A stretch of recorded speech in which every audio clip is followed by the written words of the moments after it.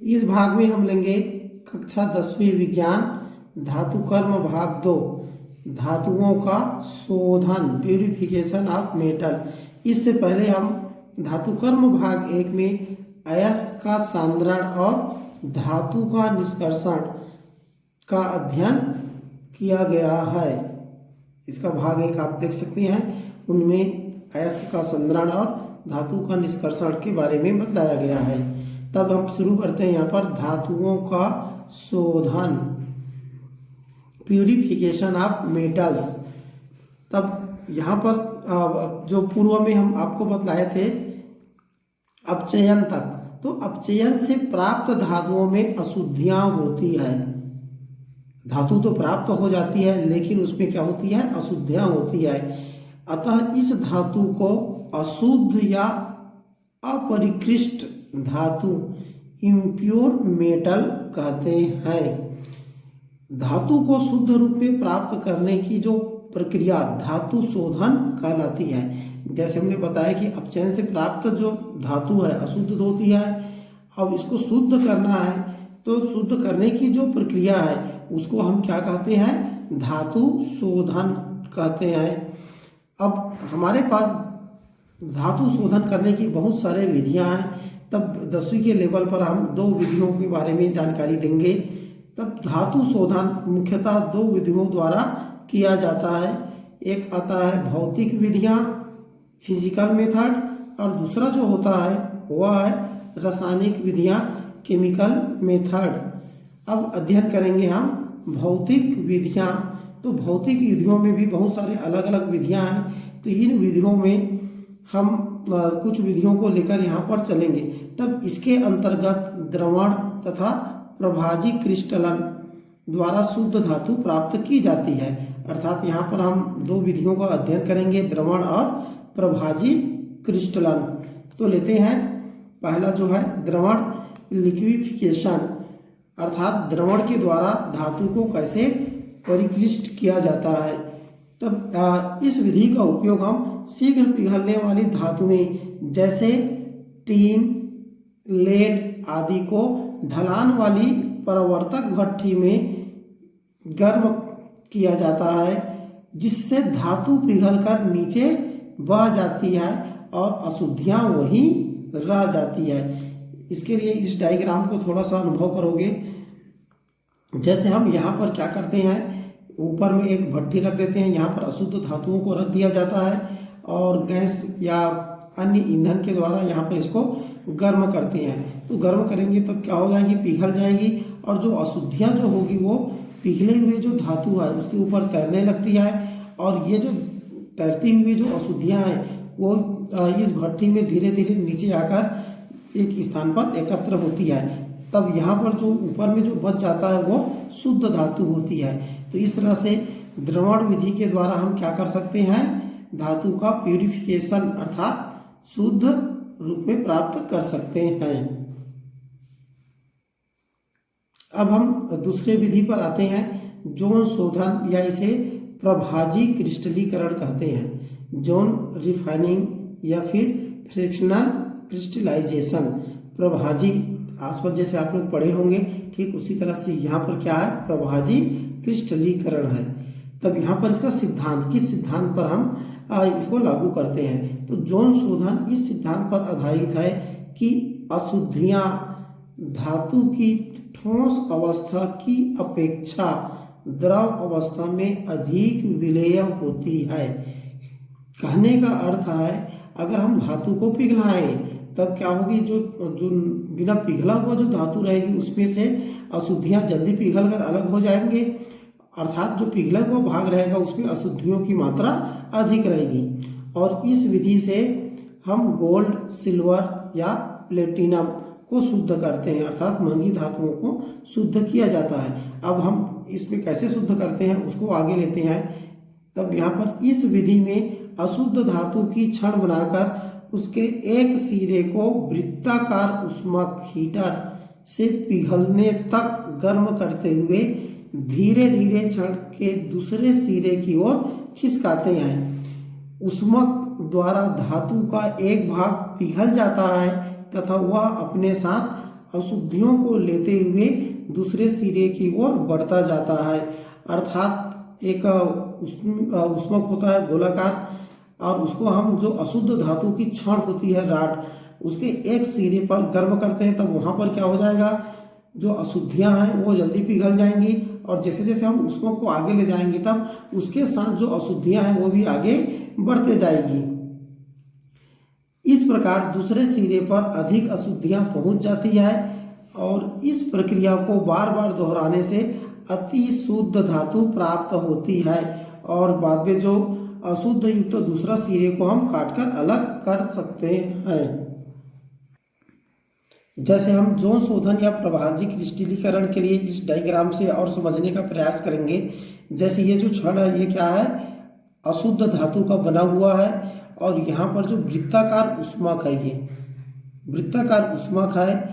अब इसको हम क्या करते हैं, पहले इस किनारे पर रखते हैं और गर्म करते हैं, तब यहाँ पर धातु क्या होगी, आंशिक रूप से पिघल जाएगी। तो आंशिक रूप से पिघलेगी तब जो पिघले हुए भाग में रहेगी वो अशुद्धियाँ घुल जाएगी वहाँ पर, अर्थात अशुद्धियाँ वहाँ पर आ जाएगी। अब जैसे जैसे इसको हम आगे इस दिशा में ले जाएंगे तब क्या होते जाएगा, अशुद्धियाँ भी इसके साथ आगे बढ़ती जाएगी, क्योंकि इधर का भाग ठोस होते जाएगा तब उसमें अशुद्धियों की मात्रा कम रहेगी और पिघली हुई भाग में अशुद्धियाँ ज़्यादा मात्रा में रहेगी। और इस तरह से इसको हम धीरे धीरे कहाँ तक लाएंगे, दूसरे सिरे तक लाएंगे। तब यहाँ पर ऐसा समझिए कि यहाँ की जो अशुद्धियाँ हैं वो धीरे धीरे दूसरे किनारे पर आ जाती हैं, और इस प्रक्रिया को हम बार बार दोहराते हैं। तो बार बार दोहराएंगे तब थोड़ी थोड़ी मात्रा में अशुद्धियाँ क्या होती है, इस सिरे से इस सिरे अर्थात पहले सिरे से अंतिम सिरे पर पहुंच जाती है। और बार बार करने से क्या होती है, ये जो एक सिरा है वो पूर्णतः शुद्ध हो जाता है, और दूसरा सिरा क्या होता है, ज़्यादा अशुद्ध होती है। तब इसको हम क्या कर सकते हैं, काटकर अलग कर देते हैं, तब इधर वाला धातु का क्षण है वो शुद्ध धातु प्राप्त हो जाती है। अब हम लेते हैं रासायनिक विधियाँ, केमिकल मेथड। तब यहाँ पर कुछ धातुओं को रासायनिक विधियों द्वारा भी शोधन किया जाता है, या कुछ धातुओं का रासायनिक विधियों द्वारा भी शोधन किया जाता है। तो रासायनिक विधियों में यहाँ पर हम लेते हैं विद्युत अपघटन विधि। अधिक शुद्ध धातु प्राप्त करने के लिए विद्युत अपघटन विधि का उपयोग करते हैं। अब देखते हैं विद्युत अपघटन विधि के द्वारा कैसे धातु को शुद्ध किया जाता है। तब यहाँ पर इस विधि में अशुद्ध धातु की मोटी छड़ धन इलेक्ट्रोड तथा शुद्ध धातु की पतली छड़ ऋण इलेक्ट्रोड के रूप में प्रयुक्त की जाती है, तथा इसी धातु अर्थात जिस धातु का शोधन करना है उसी धातु के लवण के विलयन को विद्युत अपघट्य के रूप में उपयोग किया जाता है। तो ये तो हमारा क्या हो जाएगा, करने की विधि हो गई। इसको एक उदाहरण से लेकर आगे हम समझते हैं। उदाहरण के लिए तांबे का आपको शोधन करना है। तांबा जो अशुद्ध मिला है, प्रगलन से जो प्राप्त अशुद्ध तांबा है उसको शुद्ध करना है। तो शुद्ध करने के लिए क्या करते हैं, तांबे के शोधन के लिए अशुद्ध तांबे के मोटी छड़ को धन इलेक्ट्रोड जिसको एनोड भी कहते हैं, एनोड तथा शुद्ध तांबे के पतली छड़ को ऋण इलेक्ट्रोड जिसको कैथोड कहते हैं लेकर विद्युत अपघटन के रूप में उसका जो लवण है, तो कॉपर का जो लवण होगा क्या है, कॉपर सल्फेट। तो विद्युत अपघटन या विद्युत अपघट्य के रूप में क्या लेते हैं हम, विद्युत अपघट्य के रूप में कॉपर सल्फेट CuSO4 को लेकर विद्युत अपघटन कराने पर, अर्थात विद्युत अपघटन करा रहे हैं मतलब विद्युत धारा प्रवाहित करने पर विलयन का जो तांबा है कैथोड में जमा होने लगता है। याद रखोगे, कैथोड में जमा होने लगता है, और एनोड का तांबा विलयन में घुलने लगता है। इस प्रकार कैथोड पर शुद्ध तांबे एकत्र होती है, और एनोड का जो अशुद्ध जो तांबे है उसमें केवल तांबा विलयन में घुलता है। जैसे हमने बताया कि एनोड जो लेते हैं वो अशुद्ध होता है, तो उसमें से जो तांबा रहेगा वही विलयन में घुलता है, और अशुद्धियाँ एनोड के नीचे एकत्रित होने लगता है, जिसे एनोड पंख या कीचड़, एनोड मड के नाम से जाना जाता है। अर्थात जो अशुद्धियाँ हैं वो एनोड के नीचे जमा होने लगता है, जिसे हम क्या कहते हैं, एनोड पंख या कीचड़ कहते हैं। इसको चित्र के द्वारा समझने का प्रयास करेंगे। मान लो हमें तांबे का प्यूरिफिकेशन करना है विद्युत अपघटन विधि से, तब हम क्या लेंगे, पहला ये जो क्या है, ये जो एनोड लिए हैं, ये एनोड क्या है, ये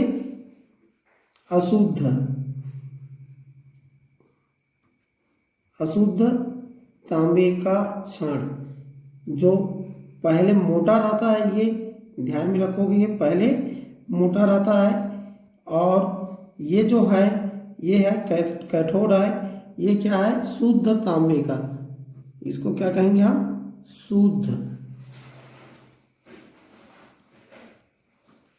तांबे का क्षण। तब क्या होगा, ये पहले पतला रहता है, ऐसा इसको हम बतला सकते हैं, ये पहले, और उसके बाद तब इसमें हम इसको एनोड कर रहे हैं, मतलब हम बैटरी या जो विद्युत स्रोत है उसके धन ध्रुव को जोड़ेंगे, और यहाँ पर क्या होगा, कैथोड जिसको कर रहे हैं वहाँ पर बैटरी के माइनस सिरे को जोड़ेंगे।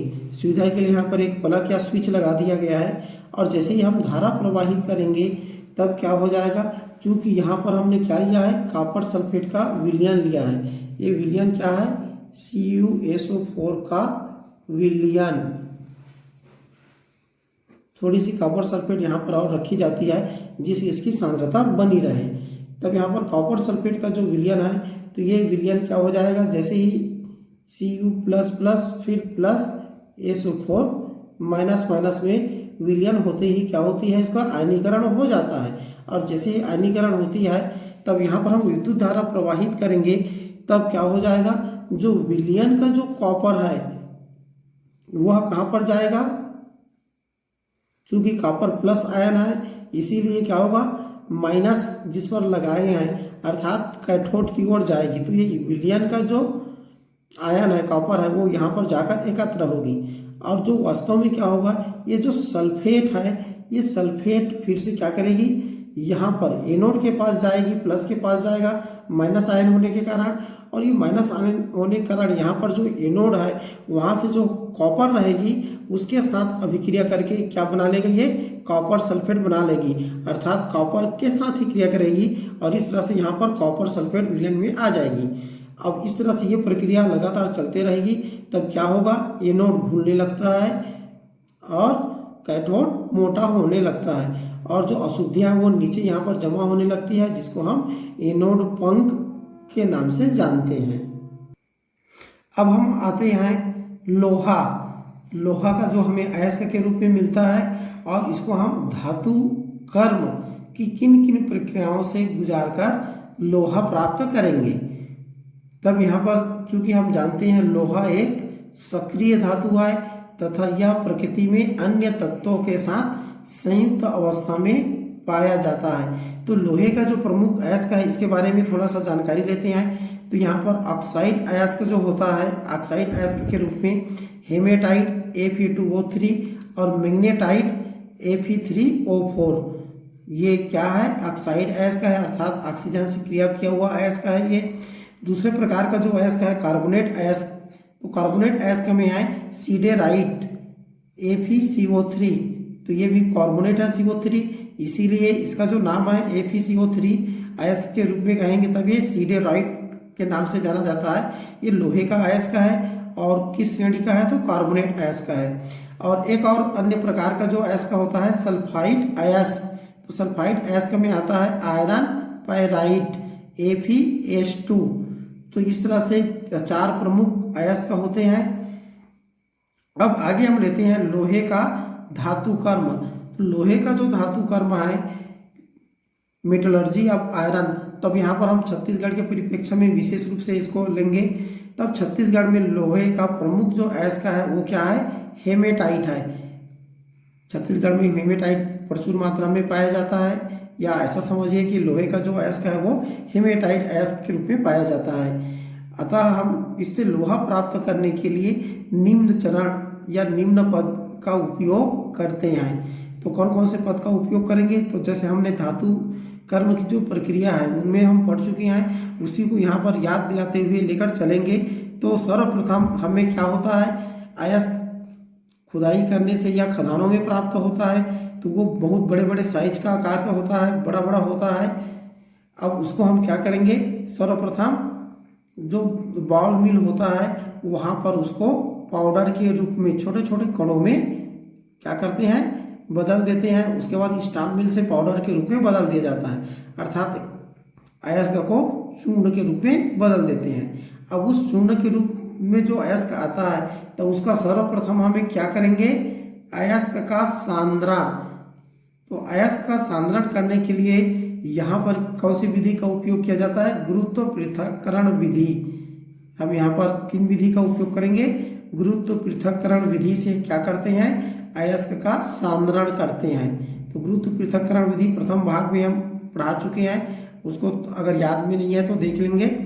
आगे हम यहाँ पर लेते हैं, जैसे ही अयस्क का सांद्रण होता है तब आगे क्या करते हैं, उसका भर्जन।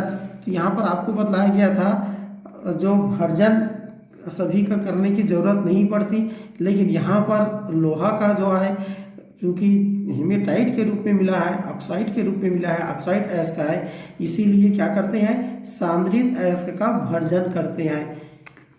तब हेमेटाइट का भर्जन करने पर वहाँ पर क्या होगा, आर्सेनिक और सल्फर की अशुद्धियाँ वाष्पशील ऑक्साइड बनकर अलग हो जाती है और अयस्क क्या होती है, रंध्रमय हो जाती है। अब यहाँ पर ये बात को ध्यान रखना, हमें तो केवल Fe2O3 लिए है, तो ऐसा नहीं है। खुदाई से जो प्राप्त हुआ था उसमें Fe2O3 था, रेत था, बहुत सारी चीज़ें हैं। साथ में क्या है, आर्सेनिक के कुछ यौगिक है, सल्फर के कुछ यौगिक है। तब यहाँ पर जब भर्जन करते हैं इसको, तब आर्सेनिक और सल्फर के जो अशुद्धियाँ हैं वह ऑक्सीजन से क्रिया करके वाष्पशील ऑक्साइड बनाती है और उड़कर वाष्प के रूप में अलग हो जाती है। और इस प्रक्रिया में जो अयस्क है वह छिद्रयुक्त रंध्रमय हो जाता है। अब देखो यहाँ पर जब भर्जन करते हैं अर्थात वायु की उपस्थिति में अयस्क को गर्म किया जाता है, तो जो आर्सेनिक है AS, ये क्या होती है, ऑक्सीजन से क्रिया करके आर्सेनिक ऑक्साइड बनाती है और ये वाष्पशील होने के कारण उड़कर अलग हो जाती है। इसी तरह से सल्फर है, वह ऑक्सीजन से क्रिया करके सल्फर डाइऑक्साइड बनाती है और ये भी वाष्पशील होकर उड़ जाती है। तब इस तरह से जो प्राप्त अयस्क है, इस प्रकार अयस्क का भर्जन करने पर उसकी जो अशुद्धियाँ होती है, किसकी अशुद्धियाँ, आर्सेनिक और सल्फर की जो अशुद्धियाँ हैं वो दूर हो जाती है और साथ में जो अयस्क है वह सरंध्र हो जाती है, जिससे अपचयन की अभिक्रिया आसानी से होती है। तब अब आते हैं भर्जित अयस्क का अपचयन। भर्जित अयस्क का अपचयन करना मतलब क्या होना है, अयस्क को धातु में परिवर्तित करना। तो यहाँ पर जो अपचयन जो होता है हेमेटाइट का, उसको हम प्रगलन विधि से अपचयित करते हैं। तब हम लेते हैं भर्जित अयस्क का प्रगलन, या इसको अपचयन के रूप में याद रख सकते हो। तब यहाँ पर प्रगलन करने के लिए क्या करेंगे, यहाँ पर प्रगलन करते समय हम अयस्क में मुख्यतः रेत की अशुद्धियाँ होती है अतः क्या करेंगे, प्रगलन के लिए अयस्क के साथ चूना पत्थर कैल्शियम कार्बोनेट, जो बाद में चूना CaO बनकर गालक का कार्य करता है, और कार्बन कोक जो अयस्क को अपचयित करने का कार्य करता है। तो इन दोनों को मिलाकर वाट्य भट्टी में लगभग 1801 सेंटीग्रेड ताप पर गर्म करते हैं। अब यहाँ पर वाट्य भट्टिया में गर्म करने पर अलग अलग क्षेत्र में उसका तापमान अलग अलग होगा। तो इससे पहले हम वाट्य भट्टी की संरचना के बारे में देख लेते हैं और तापमान का क्षेत्र कैसे होता है उसको देखते हैं। जैसे आप और पहले से जान चुके हो कि वाट्य भट्टी इस तरह की संरचना होती है। इसके सबसे ऊपरी भाग में कोन व्यवस्था, कप और कोन व्यवस्था की सहायता से भर्जित अयस्क का चूना पत्थर और कोक को डाला जाता है। इसका जो ऊपरी भाग होती है वह व्यर्थ गैस को निकलने के लिए जगह रहती है। उसके बाद क्या होता है, जो क्षेत्र आता है टेम्परेचर क्षेत्र, तापमान क्षेत्र, तो सबसे ऊपरी भाग में जो रहेगा वो 400 से 901 सेंटीग्रेड रहती है। उसके बाद जैसे जैसे हम नीचे आते हैं तब उसका तापमान क्या होता है, 900 से 1201 सेंटीग्रेड होती है, और नीचे आते हैं तब तापमान 1200 से 1600 या फिर इससे भी अधिक होती है। तो नीचे में तापमान लगभग 1800 सेंटीग्रेड होती है। तब यहाँ पर जैसे हम पदार्थ को भर्जित अयस्क, चूना, पत्थर और कोक को इस व्यवस्था से कब और कौन व्यवस्था से क्या करते हैं, डालते हैं, तब ये धीरे धीरे नीचे आता है, एक साथ सीधे नीचे इस तरह का नहीं आता। इस बात को ध्यान रखोगे। तो सर्वप्रथम ये इसको चार्ज कहा जाता है, तीनों को एक साथ जो मिलाकर करते हैं उसको चार्ज नाम दिया जाता है। तो ये चार्ज किया जाता है, तो ये चार्ज अर्थात तीनों का मिश्रण पहले 400 वाले क्षेत्र में आएगा, 400 से 900 वाले में, फिर 900 से 1200 वाले में आएगा और 1200 से 1600 वाले में आएगी, फिर उसके बाद उच्च ताप पर जाएगा। तब अलग अलग क्षेत्र में अभिक्रिया कैसे होती है इसको हम लेंगे। तब हम आते हैं 401 सेंटीग्रेड से 901 सेंटीग्रेड ताप वाले क्षेत्र में। तब इस क्षेत्र में कोक ऑक्सीजन से क्रिया करके कार्बन डाइऑक्साइड व कार्बन मोनोऑक्साइड बनाती है और ऑक्सीजन की कमी में जो बना हुआ कार्बन डाइऑक्साइड है वह पुनः कार्बन मोनोऑक्साइड में परिवर्तित हो जाता है।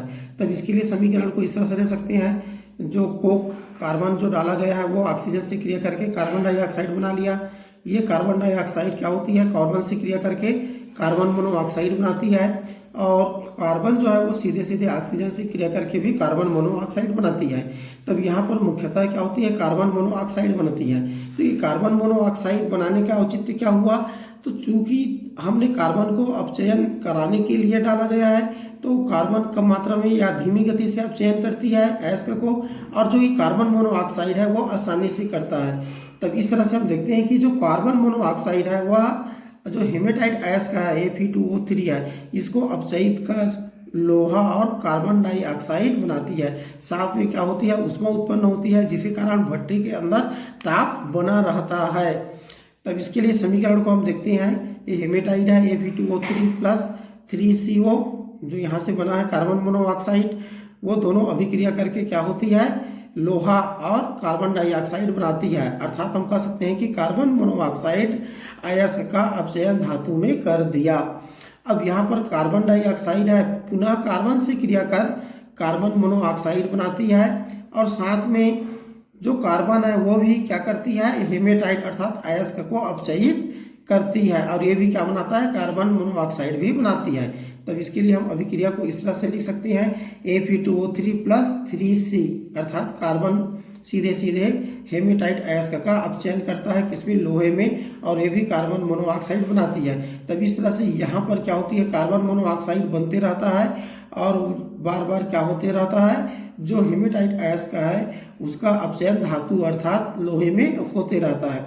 अब इसके बाद आ जाते हैं अगला क्षेत्र में जिसका जो तापमान है वो कितना है, 900 से 1200 अंश सेंटीग्रेड। 900 से 1200 अंश सेंटीग्रेड में क्या होता है, तो हमने क्या डाला है, चूना पत्थर, कैल्शियम कार्बोनेट CaCO3। तो इस क्षेत्र में चूना का जो पत्थर है उसका विघटन होता है और वह अनबुझा चूना अर्थात कैल्शियम ऑक्साइड CaO के रूप और कार्बन डाइऑक्साइड में परिवर्तित होती है। तब यहाँ पर आप देखते हैं कैल्शियम CaCO3 और ये क्या हो जाएगा, ये ऊष्मा लेगी और ऊष्मा लेने के बाद ये चूना बनता है CaO और कार्बन डाइऑक्साइड बनता है। ये क्या होती है, ऊष्मा का अवशोषण करता है, इसीलिए चूने का जो मात्रा है अर्थात चूने के पत्थर को एक निश्चित मात्रा में डालते हैं। अगर अधिक मात्रा में डालेंगे तो यहाँ पर आकर तापमान कम हो जाएगा। अब यहाँ पर देखते हैं कि ये जो कैल्शियम ऑक्साइड जो बना है ये क्या करती है, गालक का कार्य करती है, अर्थात जो अशुद्धियाँ जो रहती है अयस्क में, धातु तो बन गया है लोहा और जो अशुद्धियाँ हैं तो ये सबको क्या करती है, ये अच्छे से पिघलाने का कार्य करती है, गालक का कार्य करती है और साथ में क्या करता है, ये धातुमल बनाने में मदद करता है। अब देखते हैं ये चूना जो है वो कैसे धातुमल बनाता है। तब यहाँ पर कैल्शियम ऑक्साइड अयस्क में उपस्थित सिलिका रेत, जैसे हमने पहले बतलाया कि रेत की अशुद्धियाँ होती है, तो सिलिका रेत जो होता है SiO2 से क्रिया कर कैल्शियम सिलिकेट CaSiO3 बनाता है जिसे हम धातुमल या स्लेग कहते हैं। अब इसके लिए समीकरण कैसे लिखेंगे, तब यहाँ पर देख सकते हो CaO प्लस SiO2 ये अशुद्धि है और ये गालक है, ये दोनों ऊष्मा की उपस्थिति में अभिक्रिया करके कैल्शियम सिलिकेट CaSiO3 धातुमल, जिसको हम कहते हैं धातुमल, बनाती है। अब इसके बाद तब इस तरह से यहाँ पर क्या बन गया है, कैल्शियम सिलिकेट अर्थात धातुमल बना है और साथ में धातु बना है, लोहा भी बन गया है। यहाँ का जो तापमान नीचे जब चला जाता है तब इसका तापमान लगभग 1801 सेंटीग्रेड होती है और इतने तापमान पर दोनों अर्थात धातुमल और लोहा पिघली अवस्था में रहता है, लेकिन लोहे का घनत्व धातुमल के घनत्व से अधिक होने के कारण लोहा क्या होता है, नीचे रहता है और धातुमल पिघली हुई लोहा के ऊपर तैरते रहती है।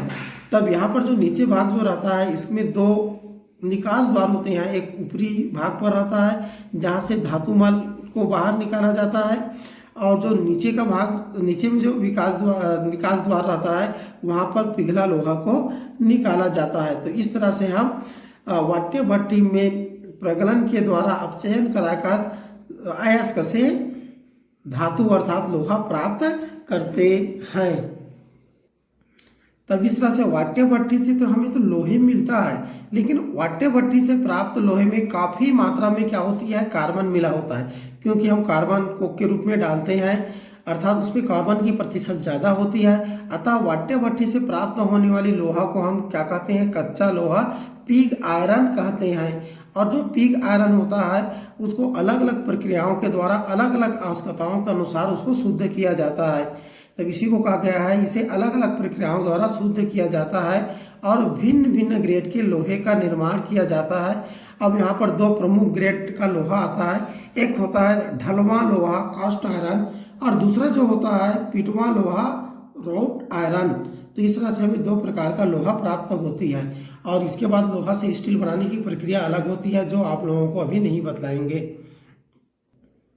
छत्तीसगढ़ का धातु शिल्प, जब छत्तीसगढ़ में फैक्ट्रियाँ नहीं थी और इस तरह से जो प्रोसेस विधि है भट्टियाँ नहीं थी, तब भी यहाँ के लोग खासकर लोहार जो जानते होंगे सुने होंगे, वे लोग पहाड़ों से क्या होती है अयस्क अर्थात लोहे का पत्थर लाते थे। तो लोहे का पत्थर कहने का अर्थ लोहा का बना हुआ पत्थर नहीं था, बल्कि क्या था, वो ऐसा पत्थर था जिसको पिघलाकर लोहा बनाते थे और उनसे सामान्य आवश्यकताओं वाले वस्तुओं का निर्माण करते थे। तो उसी के बारे में यहाँ सब पर हम अध्ययन करेंगे।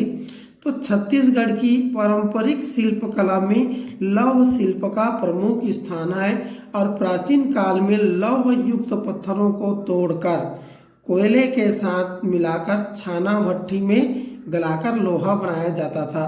तो छाना भट्टी कहने का अर्थ है आसपास जो भट्टी बनाते थे लोहार लोग और उसमें गलाकर लोहा बनाते थे। आज भी कहीं कहीं विशेष प्रकार के पत्थरों से लोहा निकालकर कलाकृतियां बनाने का कार्य किया जाता है। अधिकांश अब बाजार से ही लोहा खरीदकर एवं कटिंग कर भट्टी में गर्म किया जाता है। तब अभी वर्तमान स्थिति में देखते हैं तब जो पत्थर नहीं मिलती क्योंकि सरकार के द्वारा अधिग्रहित हो जाती है वो और फैक्ट्रियों के लिए जाती है। तब अब क्या करते हैं ये लोग, अब सीधे बाजार से कच्चा लोहा पिग आयरन ले आते हैं और फिर उसको कटिंग करके या भट्टी में गर्म करके जो कला धातु शिल्प है या विशेष प्रकार की वस्तुओं का निर्माण आज भी ये लोग करते हैं। इसी को यहाँ पर दिया गया है। तो भट्टी में गर्म किया जाता है तथा उससे घर में उपयोग आने वाली तथा सजावटी वस्तुएं जैसे छुरी, चिमटा, चाकू, कुल्हाड़ी, कटजौरी के लिए दीप स्टैम्प, घोड़ा, हिरन, फूलदान आदि बनाए जाते हैं। विशेषकर यहाँ पर धातु शिल्प, लोहे की धातु शिल्प के लिए बस्तर प्रचलित है।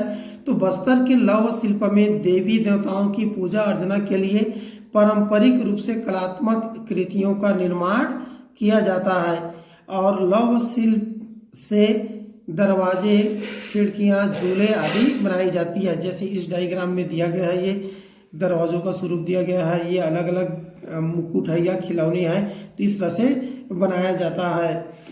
आगे हम लेते हैं ढोकरा शिल्प। तब यहाँ पर लोहे के साथ साथ अन्य धातुओं का भी उपयोग करना सीख गए थे।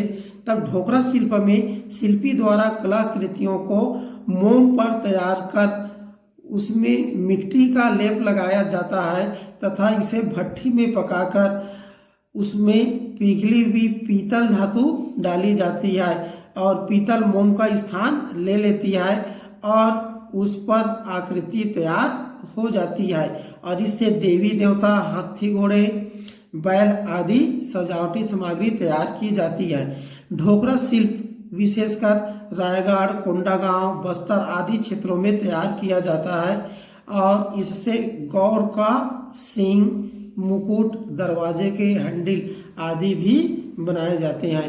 तो इस तरह से ये जो कार्य है घरों में ये लोग करते हैं, शिल्पकार करते हैं। तब इस चैप्टर में इतना है इस भाग में। इसके बाद हम अगला भाग जो लाएंगे उसमें संक्षारण अर्थात धातुएं किस तरह से नष्ट होती है खुला रखने पर, उसके बारे में अध्ययन करेंगे।